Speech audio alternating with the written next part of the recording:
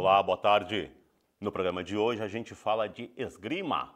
O Grêmio Náutico União conquistou medalhas nas 3 armas no Torneio Nacional de Esgrima cidade de Curitiba, encerrado no último domingo na capital paranaense. Entre os destaques do dia esteve Marcos Pinto, atleta do Grêmio Náutico União de Porto Alegre.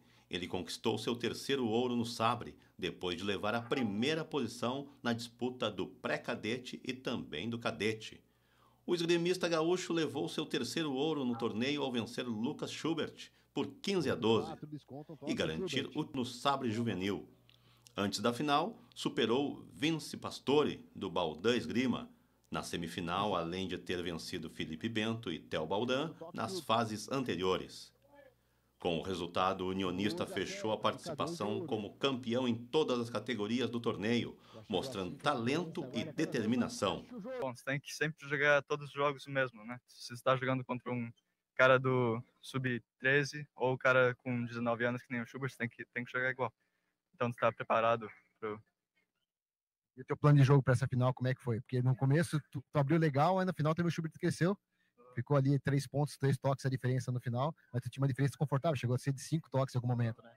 Eu acho que eu tenho essa coisa de só ir no meio e é uma coisa que eu preciso arrumar. Sempre quando eu fico nervoso, eu faço sempre ataque, mas no último toque eu realizei isso e daí fiz uma parada exposta e ganhei. A equipe do União voltou de Curitiba com 11 medalhas no geral. O time foi acompanhado pelos técnicos Alexandre Teixeira, Eduardo Nunes e Emerson Correa. No florete, Jorge Fumagalli sagrou-se campeão da categoria juvenil masculino e é com ele que a gente conversa agora no TV Esportes. Boa tarde, Jorge. Seja bem-vindo ao TV Esportes. Muito obrigado, Marco. E aí, como é que foi essa disputa aí? Eu sei que na final foi cansativo, tu já estava esgotado, como é que foi? Foi uma loucura, foi um torneio assim que eu pude dar a volta por cima, tive um início do ano um pouco lento, mas com a preparação e acompanhamento dos meus técnicos, consegui ter um baita campeonato e realmente tive um desgaste físico acima, mas consegui manter a tática e a técnica na final e garantir a vitória. Quantos dias de competição, Jorge? Eu acabei jogando só um dia. Então eu cheguei na sexta-feira de manhã, tive toda a sexta-feira de noite e sábado de manhã para me preparar e a sábado de tarde acabei competindo. E eu dei uma brincada no domingo de manhã na categoria da espada, mas ali não é minha casa, não é meu território, então só fui me divertir mesmo. Vamos lá então, Jorge Fumagalli, esperando o momento também de encaixar o toque. Consegue o toque! É campeão Jorge Fumagalli. Como é que a história ficou afônico de tanta tensão, gritaria? Então, cara, é muita emoção, sabe? Ao longo do campeonato é meu último ano de categoria, então é um ano que eu quero com certeza fechar esse ciclo com chave de ouro. E a base vem muito forte, a gurizada mais nova tem dado muito trabalho. Então conseguir ter ótimos resultados, ter ótimos desempenhos e ganhar com uma certa margem deles é uma coisa que me deixa muito empolgado e a gritaria não dá para segurar. E, bom, fiquei uns dias sem voz, mas valeu a pena, com certeza. Outro medalhista de ouro do União, o sabrista Marcos Pinto, foi convocado contigo para representar o Brasil na 2ª edição dos Jogos Pan-Americanos Júnior, agora em agosto, no Paraguai. Quais as expectativas e como será a preparação para esse evento? Então, como é a 2ª edição do campeonato, eu não sei muito o que esperar. É claro que eu estou indo para ganhar, mas é um jogos que vai sim ter dos melhores atletas do mundo. A expectativa é boa, também tem que ter uma dose de realismo de que não vai ser nada fácil. E, bom, a preparação já começou desde antes desse campeonato e vai continuar em todo o ritmo, com acompanhamento de nutrição, preparação física, técnico-tático, horas de treinamento por dia e, se tudo der certo, conseguir trazer uma medalha para casa, uma medalha de ouro. Tu vai competir em que? Só no florete? Sim. Na verdade, a convocação ela é nominal e ela é baseada no que foi o campeonato pan-americano no início do ano. Como eu fui o melhor brasileiro da categoria florete masculino juvenil, eu acabei sendo convocado. Do mesmo jeito, o Marcos foi convocado. E por isso eu não poderia, mesmo se eu quisesse, participar de outra categoria. E como é que está a estrutura do União?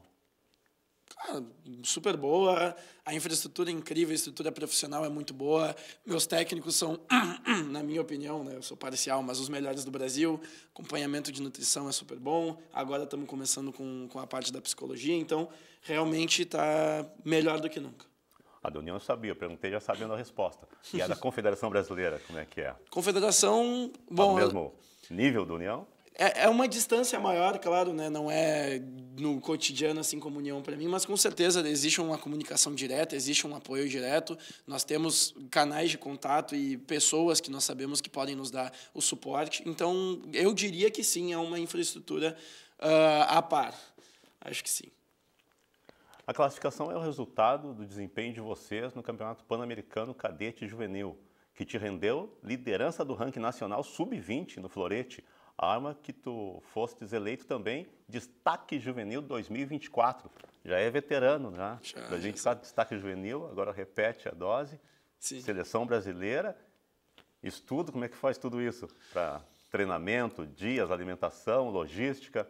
Está fazendo faculdade? Como é que tá? Então, essa é uma boa pergunta. Eu tenho uma rotina de mais ou menos 6 horas de treino por dia, entre preparação física e jogo em si.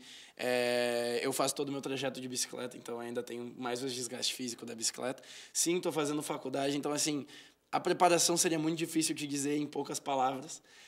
Mas são anos que eu vivo nesse ritmo, são anos que eu vivo nesse ciclo. E, bom, eventualmente as consequências chegam, sendo elas boas ou ruins. Como eu mantive essa constância, são boas. No ano passado eu tive ótimos resultados, também fui campeão nacional, fui vice-campeão sul-americano, fui vice-campeão brasileiro, e tudo isso me deu realmente essa liderança no ranking sub-20. Manter esse trabalho está me mantendo no topo do ranking agora. Acho que até ainda não saiu a lista atualizada. No momento eu devo estar em segundo lugar, por causa dessa última competição anterior, que eu não fui tão bem. Mas é uma trajetória bem complicada, mas eu tenho certeza que me deixou muito forte ao longo do caminho, então é algo que eu tenho orgulho de dizer que eu faço. Uma coisa que eu sempre pergunto aqui para atletas do teu nível é o seguinte: o Brasil é futebol e a esgrima não é uma coisa tão divulgada, tão conhecida. Como é que tu foi parar na esgrima? Como é que tu fugiu do futebol e foi parar na esgrima? Cara, isso é uma ótima pergunta também, porque eu não tenho nenhum atleta na família. Assim, meu irmão nunca foi de se prender em nenhum esporte, ele praticou várias coisas. Mas eu, com 8 anos, eu era apaixonado pelo filme Piratas do Caribe. E eu, com 8 anos, sei lá o que eu estava pensando na cabeça, eu falei, mãe, eu quero fazer esgrima. E até foi engraçado, porque ela me colocou, conseguiu convencer meu pai, que morava longe na época, e ela me colocou, ele foi um pouco contra, que ele era um cara mais do basquete. Aí eu entrei, me apaixonei. No primeiro ano seguinte já fui competir. E chegou um momento até que minha mãe já não fazia questão de eu continuar, mas meu pai não me deixou sair. Então, de lá para cá foram 12 anos de esporte, 12 anos que com certeza marcaram muito a minha vida e que vão ser muitos mais ao longo do caminho, porque eu não me vejo fora desse mundo ainda. E me conta uma coisa, como é que é as roupas, protetores, que eu sei que tem uma coisa, não sei se o nome é máscara, mas sei que protege o rosto. Sim. Tem, eu acho que um colete também, eu vi uma coisa que o cara tem uma limitação, né? Tem um cabo segurando, como é que funciona tudo isso? E o custo daquela roupa toda, e da espada, o florete? Né? Florete, sim. Tá, então, existem 3 camadas de roupas que a gente coloca da cintura para cima, que é o colete interno, que ele serve para proteger a tua mão armada por baixo de tudo. Ele é obrigatório, é uma questão de segurança. Depois disso tem uma jaqueta, que é de um material bastante resistente, na verdade. Reza a lenda que ela segura tiro, mas ninguém quis testar ainda. E no florete existe um colete elétrico, que, como tu falou, tem um fio que nos liga. Ele liga numa enroladeira que liga no equipamento que marca os pontos. Então, com aquele colete elétrico, caso eu toque no colete elétrico, a luz vai acender colorida, marcando que o meu toque foi válido. Caso eu toque fora daquela área, vai acender uma luz branca, marcando que o toque foi não válido. Aí existe toda uma regra de convenção, dizendo de quem é que seria o toque no caso dos dois se tocarem. Existe regra de faltas, mas base é, se eu te tocar e acender colorido é ponto, que é na área válida. Se eu te tocar e acender branco, não é ponto. Além disso, existe a máscara, como tu falou, é uma questão de proteção do rosto. E nela também tem uma parte que o toque é válido, que é o que a gente chama de barbela, que é logo abaixo da parte metálica. Existem os fios, a gente usa uma luva também na mão armada, por questão de segurança, tanto de contato quanto de atrito, porque é um jogo de muito movimento de mão, pode acabar machucando. Tu vê, mesmo com a luva, minha mão é cheia de calo, não tem como fugir. E O florete que tu falou, a gente normalmente quando vai competir uma competição precisa ter uns 3 ou 4, né? Caso ele pode quebrar, assim. E, bom, tu perguntou do custo, é um material de custo bem elevado, não sei se tu quer números. Pode ser, conta pra nós. Cara, se tu for comprar aqui no Brasil, um florete novo sai na casa dos R$1.800. Claro que existe uma parte dele que se a lâmina quebrar a gente consegue reutilizar, mas aí a gente entra no preço de uma lâmina que está na casa dos R$1.000. Uma roupa inteira de competição do mais alto nível, eu ganhei a minha, então eu não sei o preço. Mas eu lembro de ter pesquisado, aqui no Brasil tu deve pagar na casa dos R$4.000 tudo. Uma máscara, R$1.500. Então, assim, existem coisas que duram. É um esporte caro. É um esporte, não tenha dúvidas. É tudo teu ou União te fornece? Tudo meu. No momento, sim. Houve uma época que eu não tinha tanto apoio, não tinha tanto resultado, então eu ainda pegava mais emprestado do clube. De uns tempos para cá, assim, é tudo meu. Existem coisas desse material que duram mais, como a roupa e a máscara, mas lâmina é uma coisa que a gente calcula que vai quebrar umas 10 por ano, então tu tem que comprar umas tantas, aí tu vê, se tu vai comprar 10, 12 por ano, cada uma R$1.000, bom, aí tu faz uma conta e tu sai chorando, né? Mas é o que acontece. Mas vale a pena. Com certeza. E na viagem como é que funciona? Tu vai sozinho, tu cuida do teu material, tem uma estrutura toda para isso? Sim, o clube ele vai em grupo. Algumas pessoas, como competem antes ou depois, não vão no mesmo voo ou até mesmo no mesmo dia. No dia que eu fui sozinho. Mas a volta foi em coletivo, sim, com os técnicos, com os atletas mais novos. E sobre o material, a gente tem um tipo de mala que ele é especial, que a gente chama de saco d'armas. Ele é uma mala que deve ter na casa dos 1,20 m de altura, que é justamente para poder caber os floretes, espadas, sabre. E, além disso, toda a roupa, material, a roupa do dia a dia, a roupa de pódio, enfim. Tá sempre de olho no material. Lógico. Tá Tem que ser. O teu clube tem muita tradição na esgrima, especialmente no florete. Por que essa arma tem tanto destaque no União? Então, por que é uma pergunta interessante. O meu técnico, o Alexandre Teixeira, ele é provavelmente o melhor técnico do Brasil, e ele foi atleta de florete, ele tem todos os cursos de técnico, e ele sempre teve um suporte muito bom para os atletas dele. Eu acho que isso explica muito do porquê a gente teve tanto destaque. Mas também não podemos tirar o mérito dos atletas. Nós tivemos o João Souza, que foi atleta olímpico, ganhou o campeonato pré-olímpico, conseguiu a vaga dele. Depois tivemos o Guilherme Toldo, que teve o mesmo sistema para as Olimpíadas de 2012, e depois classificou para 2016, 21 e 24 por ranking internacional. E eu acho que por já ter anos em que a gente tem essa influência de atletas altos, mantém o espelho para a base, né? A gente vê que é possível, eles são os caras que vão nos mostrar, cara, tem como fazer, eles fizeram, então existe a possibilidade, com o acompanhamento do técnico, com tudo, dá essa base e mantém essa tradição. Também tem a Mariana Pistoia, né? Ela não é masculina, mas também conseguiu a classificação dela. E, bom, existe esse... O florete, o contato só com a ponta, né? Que vale do pescoço até um pouco acima da cintura, é isso? Sim, na verdade, assim, a gente usa como base que vale o tronco. Então, vale da cintura para cima até aquela região da barbela e não vale os braços. Então, por exemplo, se tu tocar nas minhas costas, também vale.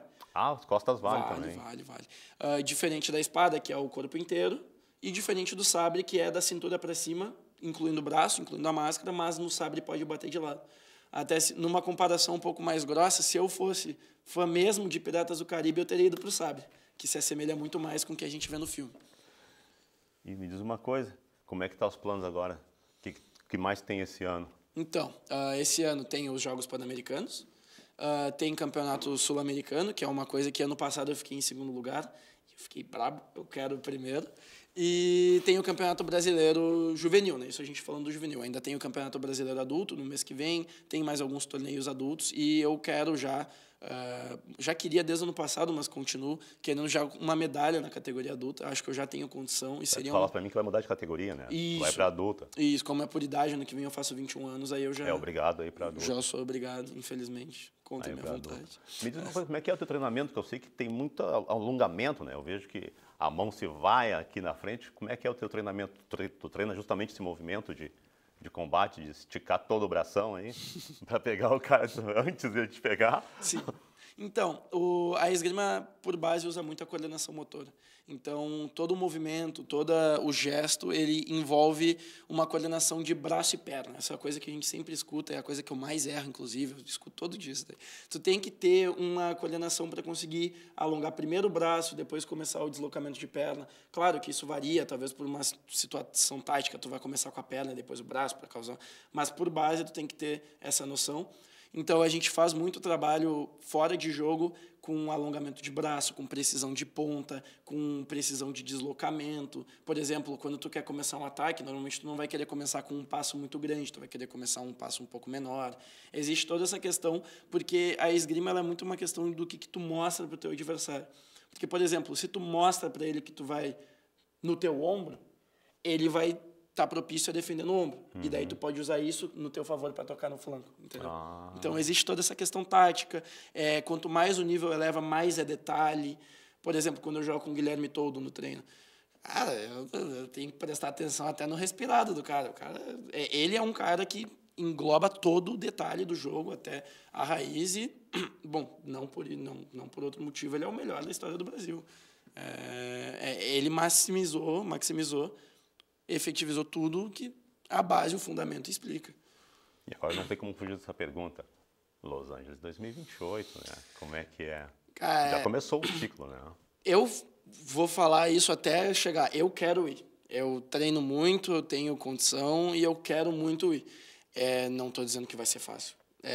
Não estou dizendo que isso quer dizer que eu vou ser melhor que o Guilherme Toldo. É muito incerto, mas eu quero. Eu treino muito.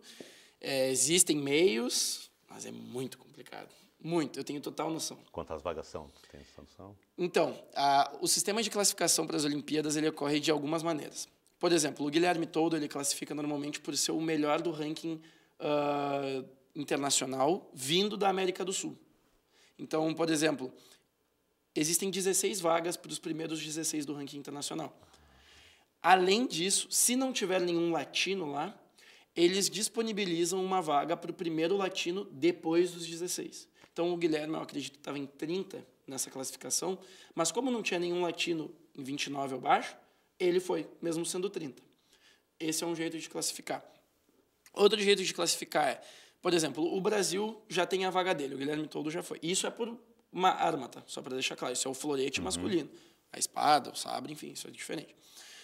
Outro jeito seria tu estar entre os 16, ou se o Guilherme Toldo vai, mas tem que ter 2 por continente. Então vai ter uma prova pré-olímpico para garantir que outro latino vá. Então vai ser uma prova com o melhor do ranking nacional de todos os países da América Latina, exceto o Brasil, porque não poderia ter 2 brasileiros.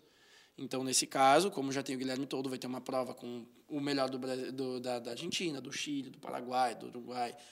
Enfim. Eles estão no mesmo nível da gente? Não.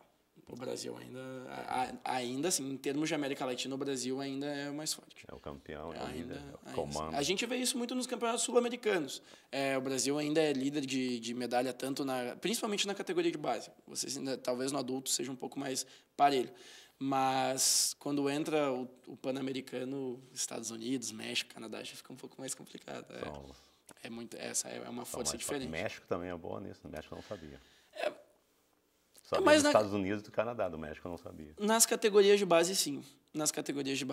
No campeonato pan-americano que eu joguei, eu até cheguei a jogar contra 2 dos mexicanos, que um deles era o top 7 do mundo e outro era o top 11. Era na prova por equipes, o Brasil jogou contra o México, eu fui o melhor atleta. Eu tentei muito ganhar aquele jogo, mas a gente não conseguiu. Minha equipe não estava num dia bom, não sei o que aconteceu. Não conseguimos. Foi. Faz normal. Não é, velho. Eu tentei muito carregar, mas não consegui. E, então, continuando a questão da classificação. O outro jeito, que é a maneira que o Brasil vai buscar, eu acredito, seria a equipe brasileira classificar, que é, por continente, 2 equipes têm que classificar. Então, uma delas vai ser os Estados Unidos, é indiscutível, eles são muito fortes, mas existe uma tradição da disputa entre a segunda vaga pelo Brasil e Canadá. O que aconteceu nas Olimpíadas de Paris foi que o Canadá ganhou, mas eu acredito que sim, o Brasil tem a condição de ganhar dessa vez, ir para as Olimpíadas como equipe, e nesse caso, vão 4 atletas do Brasil, que é a equipe, 3 vão jogar a prova individual e 1 vai ir só para a reserva, aí ele não pode jogar o individual. No caso do Brasil conseguir essa oportunidade, aí eu já vou mirar nessa terceira vaga. É muito difícil. certo. De novo, existem 5 atletas melhores que eu, 6, 7 atletas. Mas é o que eu quero. Eu vou dar um jeito. E com a tecnologia que nós temos hoje, tu estudas os teus adversários? Eu deveria mais. Eu admito. Estuda tanto assim? Não estudo tanto. Eu admito que eu assisto bastante, principalmente o mais alto nível, as Copas do Mundo, que tem mais ou menos uma por mês, mas eu deveria estudar mais. A nível de Brasil, sim, estudo, vejo meus atletas, os adversários, o que eles estão fazendo. Os de fora, tu... Não, é que eu não participo muito do circuito mundial, infelizmente, mas eu gostaria, sim. Tá certo. Eu conversei aqui com Jorge Fumagalli, gremista do Grêmio Náutico União, essa figuraça, grande atleta, campeão. Jorge, muito obrigado pela entrevista. Eu que agradeço, cara. Agora nós vamos a um rápido intervalo e já voltamos com mais PVA Esportes.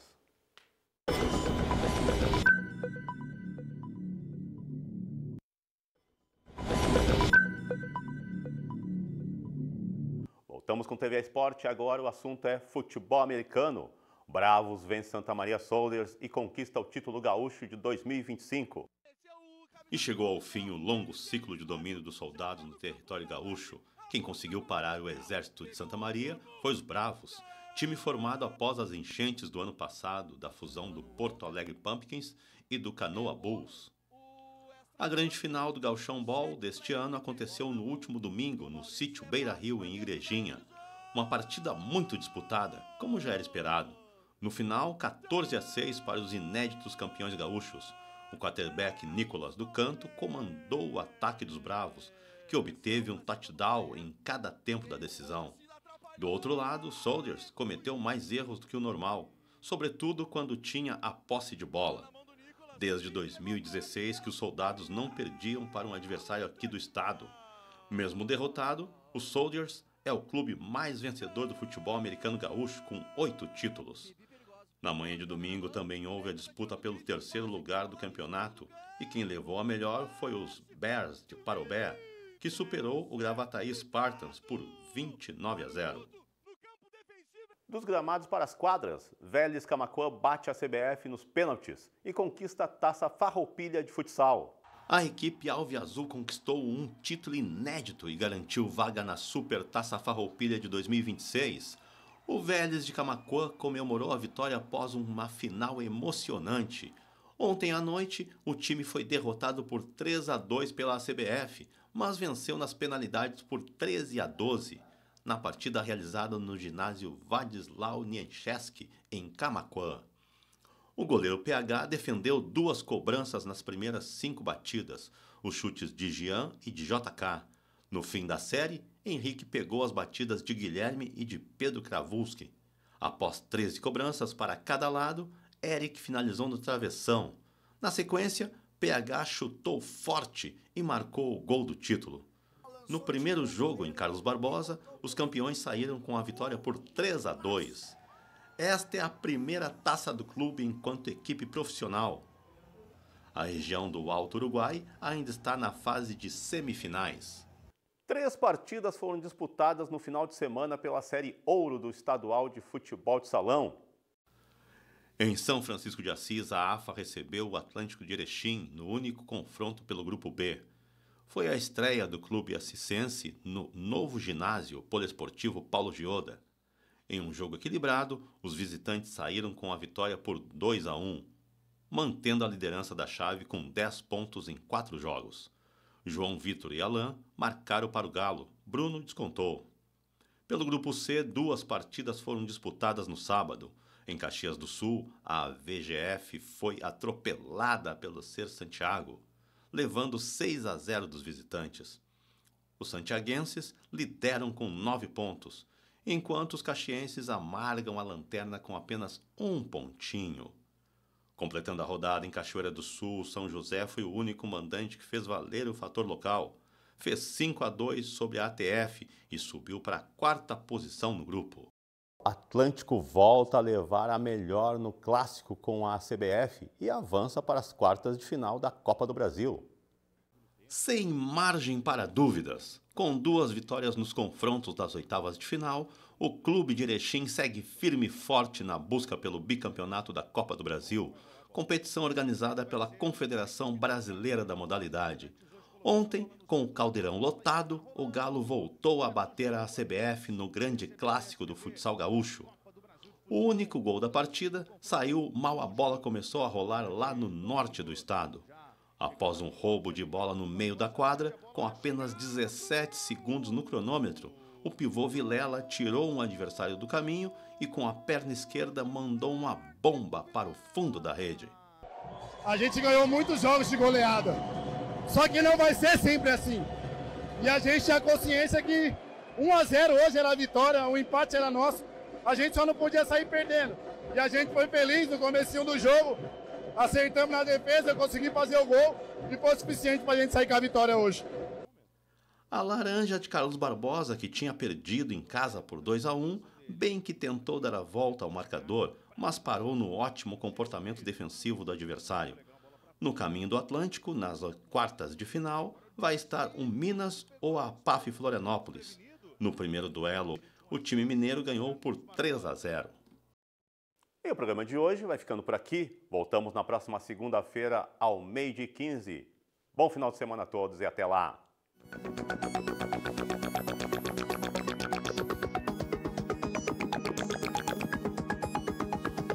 Daqui a pouquinho já tem basquete.